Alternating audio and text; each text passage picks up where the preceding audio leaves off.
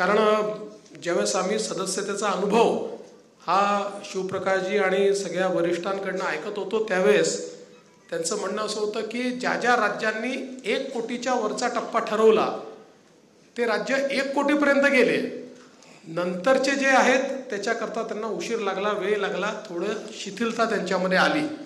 मला असं वाटतं की महाराष्ट्रात ही शिथिलता येणार नाही हा मला विश्वास आहे.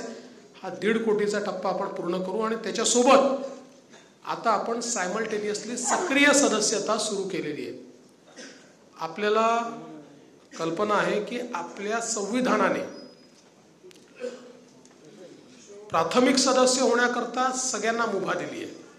कोणालाही प्राथमिक सदस्य करता येतं, पण पक्षामध्ये ज्याला पदाधिकारी व्हायचा आहे किंवा पक्षामध्ये ज्याला लोकप्रतिनिधी व्हायचा आहे तो सक्रिय सदस्य असणं गरजेचं आहे. सक्रिय सदस्याचा अर्थ त्यांनी या ठिकाणी एक प्रकारे भारतीय जनता पक्षाचं सक्रिय कार्य करायचं मान्य केलेलं आहे. तो दैनंदिन कामामध्ये त्या ठिकाणी इन्व्हॉल्व होतो किंवा निवडणुकीत इन्व्हॉल्व होतो, अशा प्रकारचा सक्रिय कार्यकर्ता. आणि त्याला खरं म्हणजे एक दुसरी पण अट त्याच्यामध्ये टाकलेली आहे आणि ती अट आहे की सक्रिय सदस्यता जर घ्यायची असेल तर त्या सक्रिय सदस्यांनी आपल्या ID वरनं 100 त्या ठिकाणी सदस्य केले पाहिजेत. त्यामुळे हे 100 सदस्य करून घेऊन त्याला सक्रिय सदस्य बनवणं हे मला असं वाटतं अत्यंत महत्त्वाचं आहे.